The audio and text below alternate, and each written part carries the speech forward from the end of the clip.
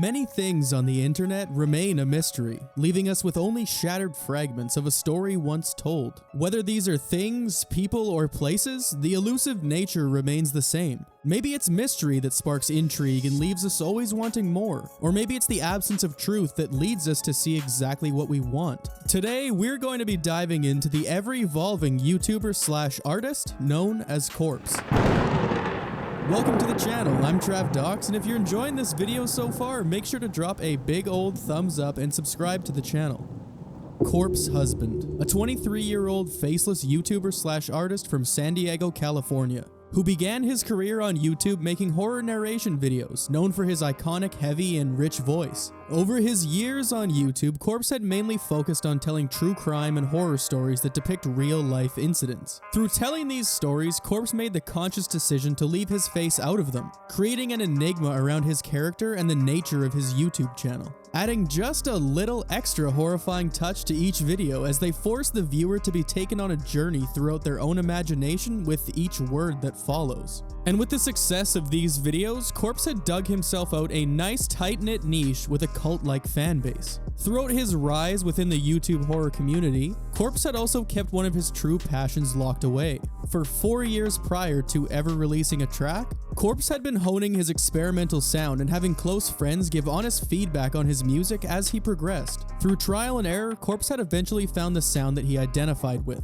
and chose to bring it to the forefront of his audience, releasing his first single. But in March of 2020, instead of dropping just one, Corpse went ahead and let 3 unreleased tracks go: Miss You, Catgirls Are Ruining My Life, and Cabin Fever. 3 songs that landed extremely well within his niche audience. And with those songs in his catalog, Corpse took a 3-month leave from his creative outlet of music and went ahead to further fine-tune his sound. And when that time was up, Corpse released 2 more tracks titled Never Satisfied and White Tea. And it was with these 2 songs that Corpse's name had begun to expand out of the 4 walls of his YouTube channel, no longer being envisioned as just the YouTube narrator, but viewed as an up-and-coming artist with a unique sound. With 5 tracks now under his belt and creeping up his Spotify monthly listener count to 42,666, with good social numbers as well, Corpse was no hidden secret as his YouTube channel had just surpassed the 1 million mark. But no one could have seen the dramatic spike that September 9th had in store. And there is only one entity in general to blame.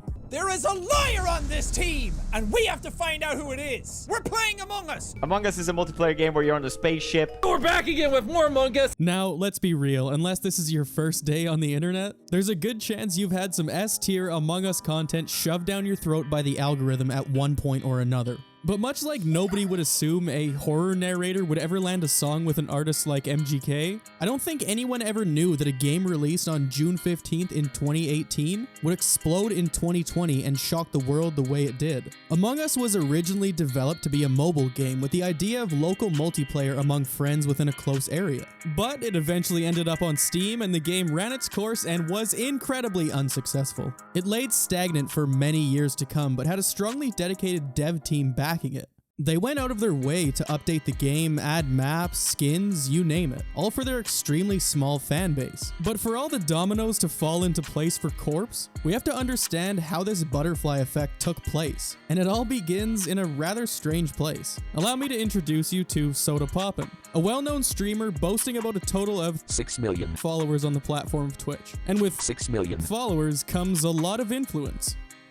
What was that game I wanted to play? All right, what is Among Us? And throughout this stream, the nature of Among Us was shown to Soda Poppin's audience. A game that requires a large lobby size but is made more fun amongst friends and preferred players. A game that had no prior knowledge required. You didn't have to have good aim or be the sweatiest gamer in the house. Dollar Tree headset, so free. This was something my crusty old grandma could pick up on her tablet and play if she so felt like it, opening the door for a barrage of casual players.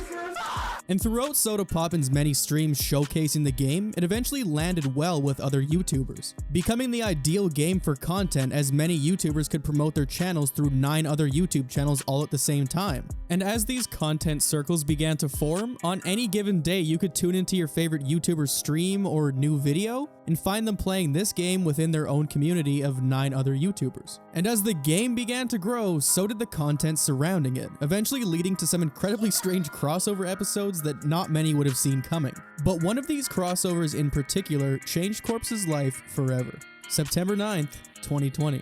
Now I'm sure you've all heard of a little YouTuber called PewDiePie. This one is for PewDiePie and the 9-year-old army. PewDiePie and other YouTube giants got together to throw down in a game of Among Us. But this specific video had one of those newly created content community casts, featuring creators like Jaden Animations, Dave from Boy in a Band, Cinnamon Toast Ken, and many others. But while all these big names were amongst the crowd, it was actually Corp's husband who stole the show. PewDiePie's video generated 12 million views and brought this mysterious figure to light. Almost all the comments were directed at Corp's voice and his mythological online presence, immediately luring in an audience through his shroud of mystery. Whether Corpse had realized it or not, this is where the explosion had begun, as immediately following the video, people began looking into his background. Corpse would go on to become a regular in these streams and videos, as he had shown so well within the Among Us audience that he was a must-have for large creators.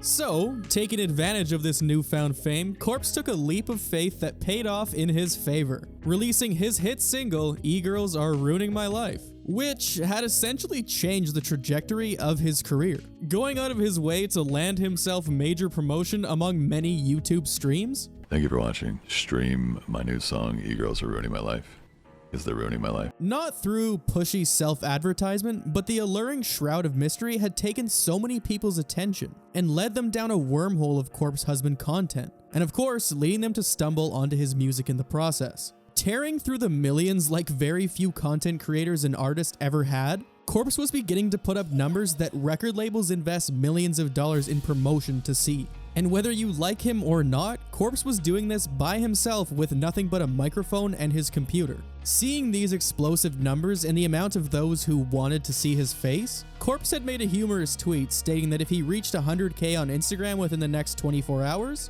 he would reveal his hand. Clocking in at 95.2 thousand on Instagram at the time, this definitely wasn't impossible, but highly improbable. But of course, they did it. So Corpse followed up on his end of the bargain and posted that explicit photo of his hand. A post that now clocks in at an unknown number of likes in the millions. So what do you do when you reach the point of getting you likes on your Instagram and music? Well, the only logical move would be to go over to the platform of TikTok. Do not call me handsome if you ain't gonna hand me some of that badonky-donk. Something that also went according to plan, as he had hit 33.6 million views on his first TikTok. And through his community's inside joke of only hands, and of course the follow-up freaky fingers, Corpse had solidified himself as the king of stan Twitter for the moment. And with these ridiculous social numbers, Corpse music had gotten this kind of love as well, as every time his hands would go viral, his music was quietly doing the same. But his acceptance into this world didn't come alone. E-Girls Are Ruining My Life featured another artist who played a key role in getting Corpse the keys to the TikTok mansion. Savage Gasp had a large amount of TikTok clout within the niche Corpse had targeted, as the TikTok trend that had blown up along with this song was so closely mimicking the previous trend that had arisen when Gasp's song went viral. It was very clear that he was a key ingredient in this success. But his acceptance amongst the internet didn't come without a fight, as many times over and over again, you see these weird, angry, basement-dwelling troglodytes of Twitter coming out the woodwork to cancel someone yet again. And throughout Corpse's YouTube journey, he had taken in user-submitted stories and, well, stories in general. Part of the appeal behind his channel was the raw, unedited stories that would get told,